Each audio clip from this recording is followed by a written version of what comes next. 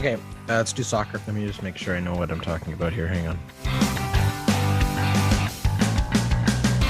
Hello, welcome to Hat Trick. I am Jordan Dowler-Coltman. I am joined by Braden Dowler-Coltman and Elliot Tanti. We are back after another great week and an exciting week if you are a hockey fan, as the NHL is back up and running. We will get to that in our third topic. We've got lots to talk about how the season's got underway and just sort of our initial feelings about all that. Maybe we'll get into a little bit of fantasy talk too. But we're going to start off with a couple other topics from around the sporting world.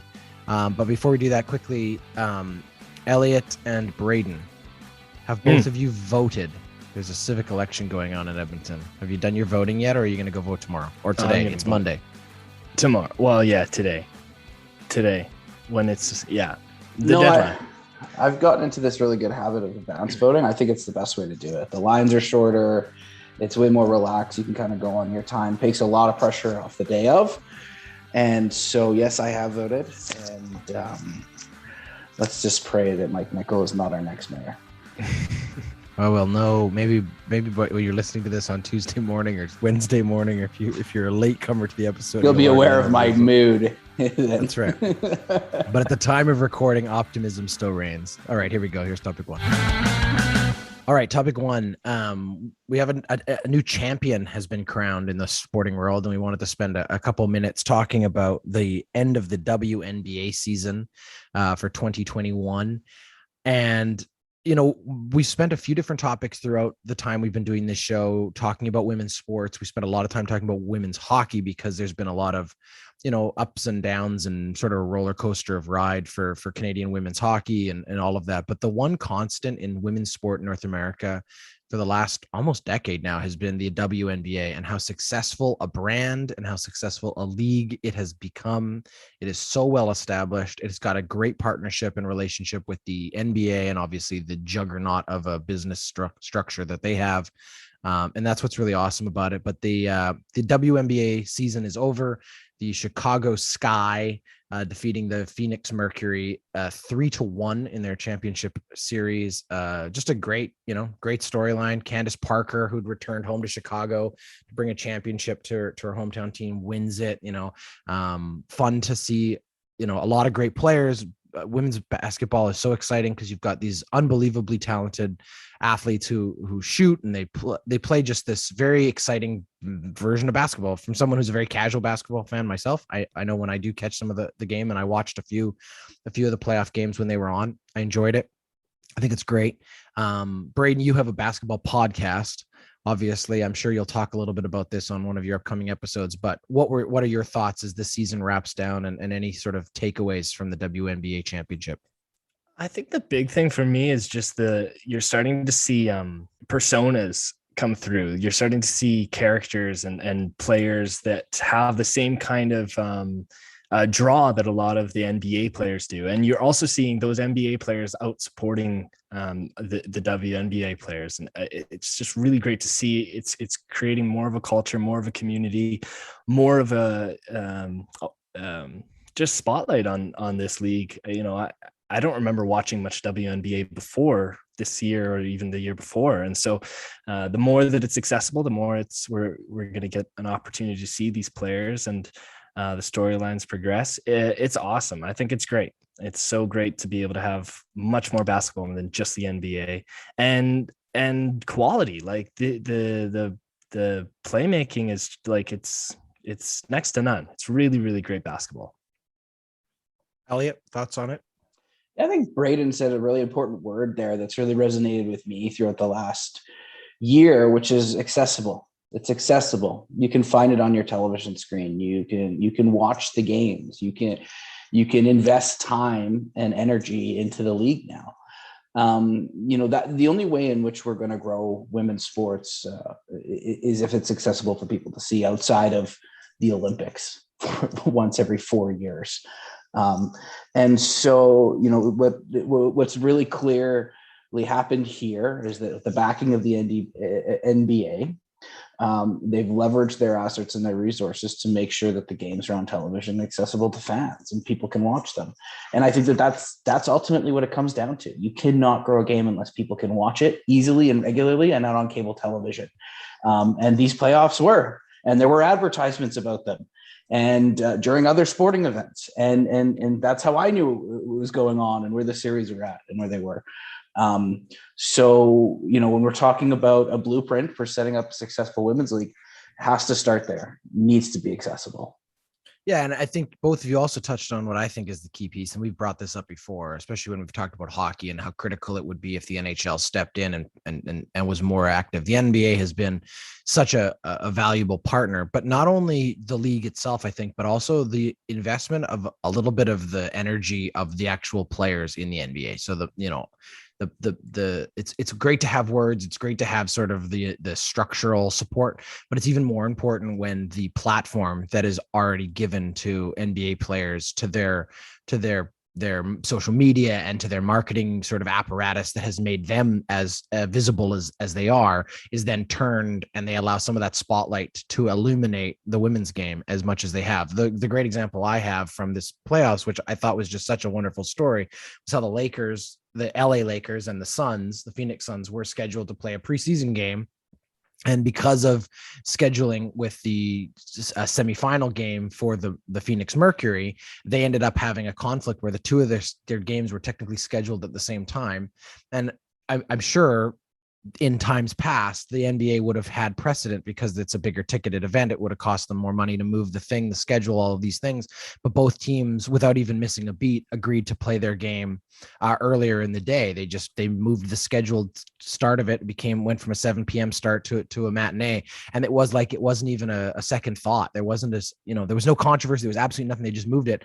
And the even cooler part about it, from my perspective, and yeah, it was a preseason game. Maybe it was, if we were later in the season, we'd have a different conversation about the TV rights. But regardless, the cool thing for me is I watched the highlights of that Lakers Suns game, and they were playing on the Mercury's court, right? Because the Mercury's court had been laid because they had the primetime spot. And so they got this whole NBA preseason game promoting the game that was following it, just by the very nature of people tuning in and going, why does it say Phoenix Mercury? If I don't know what that is, now I'm interested in it. And I think that was so cool.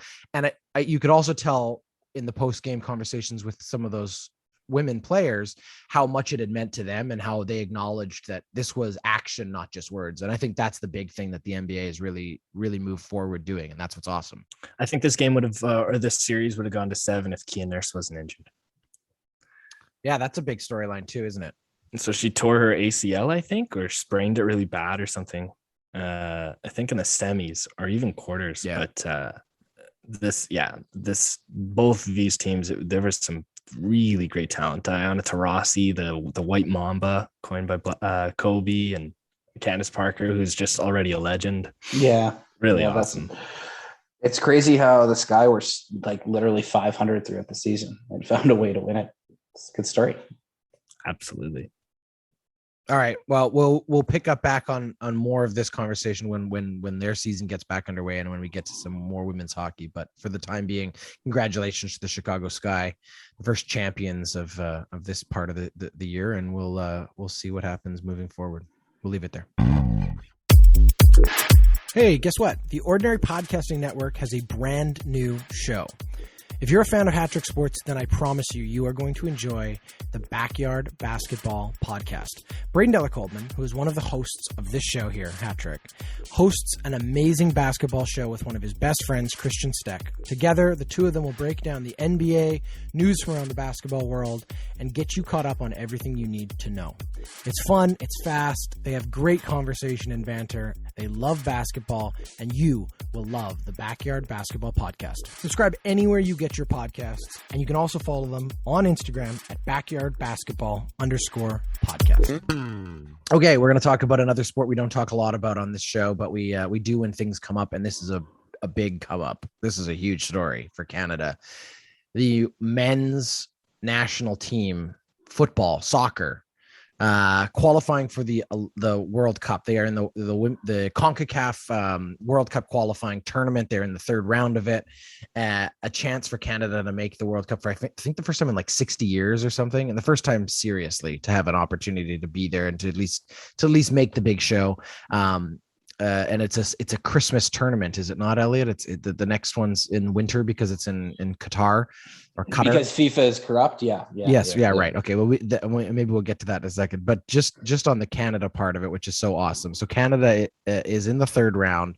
The remaining teams they're competing against right at the top of the table is Mexico, the United States, Panama, and then there's Costa Rica, Jamaica, El Salvador, and Honduras. All good soccer countries that Canada has struggled in many different points in their history to compete against. But this year they are doing a great job because they have some amazing young talent, and I'm sure everybody out there at some point, whether it was on social media or on the TSN highlight reel or on Sports Center or whatever, saw the amazing play by Canada's Alphonso Davies, international, playing in Bayern Munich, and just an unbelievably fast player. He came all the way up from about, I think, 90 yards back or something. Yeah. 80 yards, picked the ball up off of the touchline, took it in and single-handedly moved around the defender and buried the goal to take the 2-1 lead that they ended up extending to a 4-1 lead to beat Panama. Is that right? That's who they were playing at the time. Anyway, yes. beat Panama to take over third place as we move forward in this tournament. I know Elliot is very excited to get to this, so we'll let him have the first word on this. How exciting is it to see Canada competing and really, for the first time in a very long time, sniffing an opportunity to get into the World Cup? Oh, this is so exciting. I think it's great for Canadian soccer. I think it's great for our country. It shows that there's been a lot of effort and hard work and time put into Canadian soccer across this country. It really started with the emergence of Christine Sinclair and that U18 tournament that was really successful here in Edmonton. What was it, 10, 12, 15 years ago? And this is the culmination of that. Of Elliot, serious I think investment. It was longer than that, buddy. Well, whatever. 20 years ago? Yeah, 20 years ago, maybe. Okay. Yeah, but really, this is the culmination of a lot of effort and time and energy put into building meaningful soccer culture and community in this country. And, the team's bolstered by Alphonso Davies. Like, he is the star. He's a star in his own right in European soccer. He's largely described as one of the best, if not one of the best, the best winger in soccer right now, and playing for one of the biggest teams in the world, in Bayern Munich. And so, yeah, that's kind of star power automatically elevates your game. But we've had good soccer players from Canada in the past. There's an infrastructure there in terms of Soccer Canada that I think is really exciting. And what you're seeing is the culmination of all that work and in a really meaningful chance to make the World Cup. And man, if at the end of this year, you could say that the Canadian women's national team had won an Olympic gold and the Canadian men's team had qualified for the World Cup. I mean, I can't think of a better year in Canadian soccer history up until this point. And they are very, very close. That win over Panama is a difference maker and means a lot in this chase here. Oh yeah, that was a beatdown.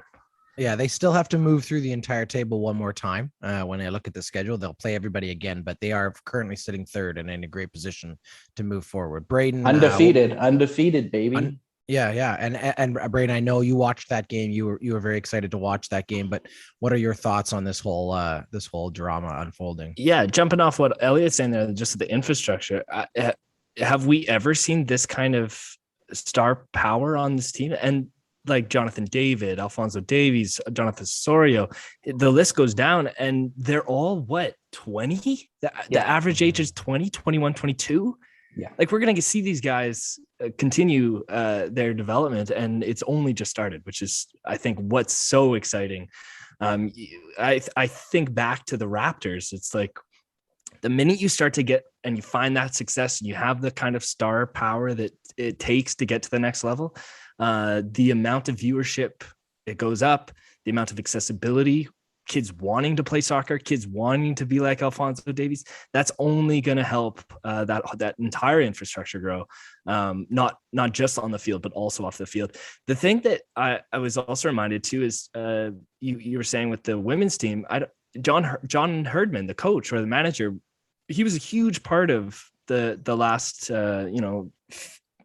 years with Christine Sinclair and that whole team, and to be able to continue that success and find that with the men's team, I think is really, really great.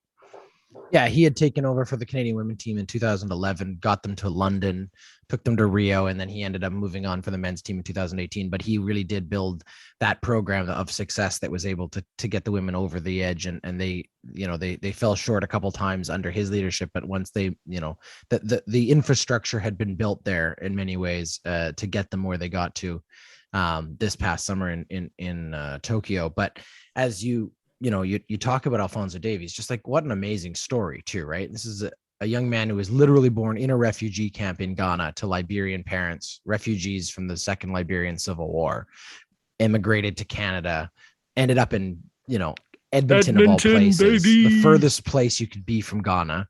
And somehow in Edmonton, survives not only the cold winters, but also all of the temptations of hockey to stick to a sport he has clearly been put on this earth to play. Unbelievably talented young man. And then ends up getting an opportunity to come play with Vancouver out here in the MLS, catches the eye of Bayern Munich, and now he's an international superstar. And I mean, just on a rocket ship trajectory moving forward. The only little asterisk that has to go on this story, because it literally broke about 6 hours ago, is he did leave a game today in Bayern Munich with what apparently looks like a torn or pulled hamstring. So hopefully he can recover from that, because it's clearly his legs are his greatest asset. Weapons. And hopefully he'll be okay soon. But again, what an unbelievable story to continue to watch. And, I believe we're only, we're, what is it? Every 4 years, the World Cup is, Elliot, if you correct me, I think it's every 4 years on off Olympic years, right? Yeah. And I believe, if I'm not wrong, that it's Ghana, or pardon me, that it's Qatar. And then following that, is it not coming to North America after that? So there's it's split between us and the Americans, next, and I think in like the next 8 years, this team, if it can get over that hill and become a competing team, they could be one of the host countries here with Canada and Mexico. And what an amazing story that would be if Canada could be in that tournament as well. I think they may even get an automatic berth. They get automatic. Yeah, they'll be automatically entered. So they'll definitely be playing. But regardless, to actually qualify to this tournament ahead of time and have that be their second back-to-back World Cup, and just the development that would offer those players. I mean, what a great story. So there's no illusions of grandeur here. They're not winning the World Cup, but I need to ask a question about the decisions to play this sport in the winter. So I had texted Elliot going, so what's next? Well, where did they go now? This tournament continues for another month, 2 months, 3 months. Oh, it'll go. No. So they have 8 games left. They haven't even played half of their games yet. They played 6 finishes games in March. Finishes in March. 30th of March is the last. So there's match still day. 2. Yeah. So they play in Edmonton next. Yeah, they play November 6th, 8th through 16th. There's 2 games at that time. They'll play outside. Correct. They'll play 3 games in January into February, and then 3 games again in March. Has this ever happened? Has soccer ever been played in snow before? Because it will happen. Yes. No. Yes, they have. So I think only a couple years ago there was a World Cup qualifying. The Americans had to play against whether it was Jamaica or Costa Rica. One of the Caribbean countries had to come up and play in like Denver, Colorado in November, and it was ridiculous. This doesn't make any sense to me. This is like a mid tournament. Okay, like the NHL playoffs. They're like, let's play this outside in Anaheim.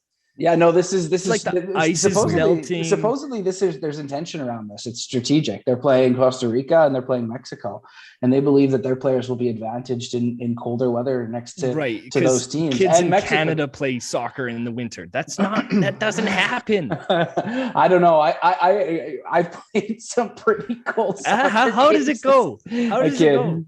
Well, I'm not going to say the quality is going to be there, but if there's any advantage, we need every advantage that we get, and I want to set them all in Edmonton. Never mind. And it would be interesting to see. It's a 70,000 person arena. Who knows where we're at with COVID at this point? But it's potentially. I'm very interested to see how many people show up to this game. Like, I think it's going to be a big deal to come and see this team play, especially. If Alphonso Davies is healthy and is playing, like, it's a big deal. Playing in his snowsuit. Yeah. I don't get it. I don't get this. It doesn't make any sense to me. This schedule. When Canada comes away with 2 victories, then it will have paid out. They don't. Yeah, they play Mexico on November 16th, and they play Costa Rica on On the November 12th. 12th.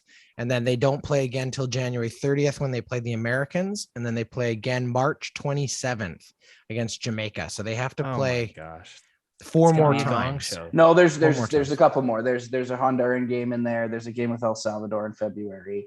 There's 3 games in March: the 24th, 27th, and 30th. Oh, interesting. I feel Okay. bad for the I'm looking goalies in at a those schedule games. here, but I'm Those just those looking at it wrong. yeah. The Oh yeah, goalies you're are right. just March standing 30th here still. against Panama, Costa Rica on the 24th of March as well. Okay, cool. Goodness. What an awesome tournament this will be, and continue to be. We will leave it here for now, and we will pick this up again in snowy November. The Ordinary Podcasting Network is excited to announce that we have launched a merch store on our website. The store is full of ordinary swag, including t-shirts, hoodies, and hats. You can pick out something awesome and support your favorite podcast today by heading over to ordinarypodcasts.com. All right, we're going to talk about the NHL. It is back. We talked a lot last week about our expectations, our excitement, and some bold predictions. This week, though, we've now actually seen some hockey being played. Every team has had a game played in the entire league now. Calgary has only played once. I think the Bruins have only played once. A few teams have only got one in, but most teams have got 2. Some teams have even played 3 times. Toronto and Ottawa are already 3 games into their season. So lots of hockey left to be played in the coming weeks, but boy, oh boy, has it been fun to see a few games this week. The Edmonton Oilers are first in the Pacific Division, followed very closely by the Seattle Kraken, number 2, and the Vancouver Canucks, number 3. Bet you didn't see that coming, Braden. Thoughts early season NHL? Well, I didn't see the Canucks. I mean, I was surprised. I guess that's the first thing I want to say. I'm surprised by this Vancouver Canucks team. They played a very crisp game the first night. I do think it's going to continue. I don't know what's going to happen with their lineups when Besser's back, because Höglander is going to be a very special player. And I think they're going to be really hot in fantasy. I think that's what you guys were talking about as well with Devin, is that the players on Vancouver's team are going to put up points. They might not win every game, but that's going to be a really surprising team. Pacific's got a lot of firepower this year. I think we're going to see that come through. The Oilers are undefeated. Oh boy. 2-0-0. They've got only 4 goals against. I think that's something that we can all be a little bit happy about, starting the year off with the 4 goals against. Elliot. I'm obviously being very silly here because it's very early to really get a good sense of anything. But from what you've watched, and I know you've been probably following a lot of players you don't usually follow because you're playing fantasy hockey for the first time. Early feelings about the NHL season. Well, it's very good to see that the Oilers are on 82-0 pace for the season. Yeah. Connor McDavid is on a 205-point pace as of right now. Well, what's Pugliarvi's pace right now? Yeah, too, one right? of those things might actually happen. If he's stuck at a 2.5 points per game average, that would be pretty insane. I think that there's tons of excitement around the league. I think I don't know about you guys, but I watched the first ever Kraken game. Mm-hmm. And really enjoyed and what looked like it was going to be a real stinker. They fell down 3-0 to start the game, and then they made a game of it. And then, what was really infuriating was just sort of like a kicking motion, I thought, that wasn't called as a kicking motion. I did too. I thought that was a kick for sure. Yeah. I think it was because it was on the outside of the skate. All of a sudden, that you can't do a kicking motion. I don't know. I think Alphonso Davies might have something to say about that. But honestly, I think there's been tons of excitement and it's lived up to the hype. The Oilers are good. They seem to be good. We're starting to get that sort of it seems like a well-rounded team. You Draisaitl and McDavid playing together, but Hyman and Nuge and Yamamoto having some success and building some consistency into their game. Hyman getting a goal in the first game was really good. Tic-tac-toe. Yeah, it's beautiful. So lots of, a lot of the bets seem to be paying. Duncan Keith is not nearly as bad as I thought he might look. How awesome is the rest of the depth on the bottom line? Like to see Derek Ryan getting there, Fogle get on the score sheet. Yeah, exactly. Yeah, there's lots of Cassian probably playing an appropriate role. I mean, I think lots of that is really, What, really fun. what bumping around, Bumping trying around. to find Kachuk, And the Calgary game on bows. Saturday was so full of just like animosity and anger, and you can tell like the fans being back in the arena are making a difference. And it really that's all great. On the fantasy front, I mean, I'm really enjoying it. I don't really love cheering against Oilers when they're on the team that I'm against. That's the hardest thing I'm kind of struggling with right now with regards to it. But it's given me another perspective to look at the game, and that's really good. So yeah, like I'm really thrilled with this first week. It's been really exciting since Wednesday. How's your league going there, Jordan? I know you swung for the fences Sunday on a Sunday, trying to get some points down 30. I'm wondering how that went for you. Not well. Yeah, I had to try. It was more Friday. How did you think you were going to get it? Week. I didn't think I was going to get it. I had to try. I don't know. Guy might score 5 goals. Look, if anyone had Anze Kopitar early, I mean, my goodness, what a fiery start. But like the thing is, it's one of those weeks where, like, first off, it was only 4 or 5 days, right? Like it started Wednesday. Right. So it's already a shortened week. So if you're unlucky enough, like I said, that if you had Calgary Flames or you had Sharks or something, they played 1 game. Like there's not enough hockey there. Even the Oilers, it's 2 games. So for me with McDavid or even a couple other guys on that roster, you're not getting what you'd be getting out of them in a 4-game week. Do you know what I mean? So it was a weird week depending on who you had. And obviously really early to be able to do anything with the waiver wire or anything, even a shortened week that makes that hard. So yeah, I played a little bit of the late week roster shuffle game, a couple guys in just so that I had man games being played. It got me closer than I think I would have, but no, I didn't really stand a chance this week, but it's fun. I mean, yeah, my other league, I'm in 2 leagues. In the second league I'm in, I was in control of the whole week. So I just got to sit back and see what the roster I drafted was really made of. And that's a little more fun. I will say for Elliot, who's I think still starting out, and doing, pretty well. You were pretty close to winning your first week there. The thing with it is that I found is it's like there's such an advantage if you play multiple leagues or if you're just sort of more engaged on different parts of it, because you can start to utilize the research you're getting from 2 different teams. I can't imagine guys who are like trying to shuffle 5 different teams and trying to keep track of who's where, but I know there are guys that do that. I think also playing daily fantasy would make a big difference because you're really on top of it. I know Braden's a lot more like on the websites tracking lineups and all those kind of things than even I am. But hey, I mean, it makes it fun, right? I was saying my wife's in our league and she's having a lot of fun in the first couple of weeks, checking in every day on her team. And it's like, you feel more engaged in the league if you're a casual fan, I think, than you do otherwise. I'm sure this is the same thing for you, Elliot, when you play fantasy football. Is it's like you just have a better sense of what the league looks like because you're watching the results of games you otherwise would never have cared about. And so it also, I think, enhances your enjoyment as a fan of your team because you kind of know when you go up against, when your team goes up against a team you're not used to seeing, you kind of have a sense of where they've been all year because you might have a guy who plays there or you were beat by a guy who had players on that team. So that's kind of how I feel. The other thing too, and this is what happened in my experience in fantasy football as well too, is I generally only ever watched Oilers games. And I watched 3 games that didn't involve the Oilers this week. There you go. And sort of like, not like aggressively going or making a plan around it, but this is on, hey, I'm watching this. I got a guy in this, or my opponent has a guy in this, or, something's kind of going on there.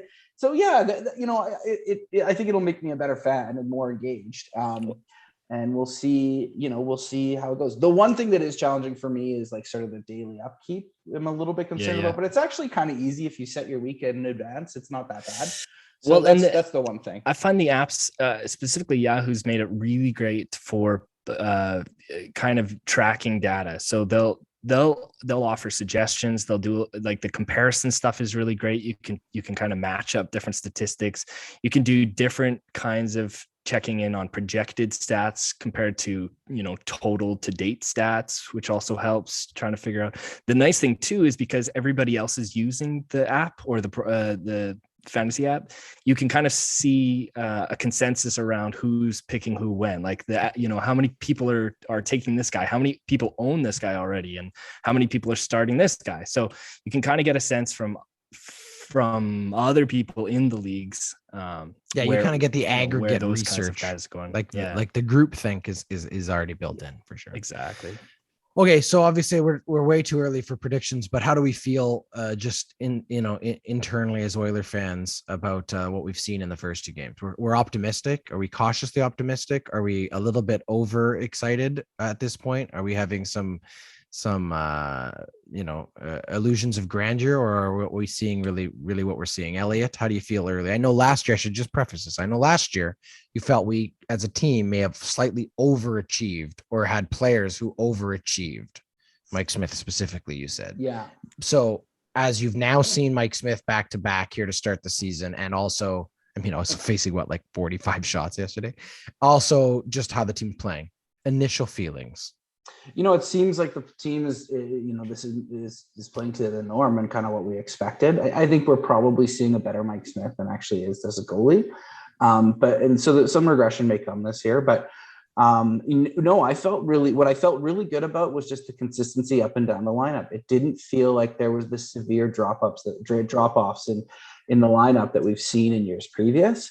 And that's a testament to Holland and having a strategy and around, building up the bottom six and building up our second lines and executing it. And so early days, it's early, cautiously optimistic that this is a much more thorough lineup and a team that's not just going to compete, but largely expect to win most games going in, particularly against their divisional rivals. Right, we're almost out of time. Well, how do you feel about the season so far? Amazing. I like the big thing I want to mention here is when Jesse Puljujärvi jumps out of the penalty box with his large tongue stuffed up his right nostril, gets into the play and scores goals. How can you not be excited for this season? I think, like I said earlier in the podcast, the depth is something we haven't seen on this team. The scoring depth, pressure's not on McDavid and Draisaitl to do everything, although they are going to do everything. So I'm extremely optimistic about this year. Yeah, I did have a joke that when Connor McDavid scored with a one-timer, that's what secondary scoring meant on this game. That's nice. Well, and obviously Draisaitl was giving a good ribbing because he had been joking about how he still thought his one-timer was pretty fluffy. It looked pretty good to me last night. Oh, yeah.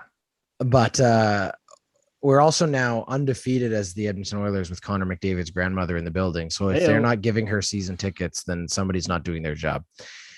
We will leave it here for this week. To everybody listening out there, thank you so much. A quick plug for the Backyard Basketball Podcast, which has 3 episodes this week. So special getting into the NBA season, which is about to kick off. They have their regular scheduled programming on Wednesday, but Monday and Tuesday. So it's already out if you're a Monday fan. Yeah, we're going to do some over-unders. So that's what exactly. We're going to do Western Conference Monday and Eastern Conference. I think that's how it goes. Well, vice versa. One or the other. Yeah. One conference on Monday, one conference on Tuesday. So it'll set you up. I know Elliot's excited. He's going to be playing NBA fantasy this year too. He's playing golf fantasy. I believe he's even in on darts fantasy, which I think is a real thing. Yeah. My snooker. It's the snooker. Okay. That's right. Yeah. We know you play snooker, but I thought you were in on all bar sports, all bar related drinking sports. If you can drink. Yeah. It's a multi-sport team league. We have keepers and stuff and a lot of talent coming out of the south of Wales right now with regards to darts. Absolutely. And Braden, there's fantasy for everything. There's fantasy for RuPaul. There's fantasy leagues for anything. Well, there you go.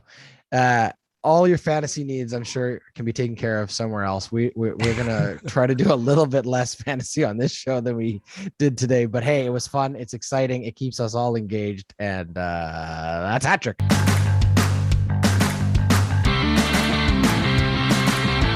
Hat Trick is a member of the Ordinary Podcasting Network. It's produced every week by Jordan Dowler Coleman and Braden Dowler Coleman. You can follow us on Instagram, Twitter, and Facebook. Thanks for listening. Trying to get an Alphonso Davies kit it's like $150. Yeah. Do you get a hometown discount? You'd think. I actually looked. It's less expensive to buy the Bayern Munich. Have it shipped from Germany. Whoa. The Ordinary Podcasting Network wishes to acknowledge that the lands on which our conversations take place include Treaty 6 territory, the traditional meeting ground and home for many indigenous peoples, including the Cree, Dene, Saulteaux, Blackfoot, Métis, and the Nakota Sioux peoples, as well as the unceded territories of the Coast Salish peoples, including the territories of the Musqueam, Squamish, and Tsleil-Waututh nations. We acknowledge the many First Nations, Métis, and Inuit whose footsteps have marked these lands for generations. And we extend our appreciation for the opportunity to live, create, and share stories on these territories. The Ordinary Podcasting Network intends to engage in conversations and dialogue which acknowledge that reconciliation is not a destination, but a journey, and that we remain committed to practicing our craft in a decolonized space.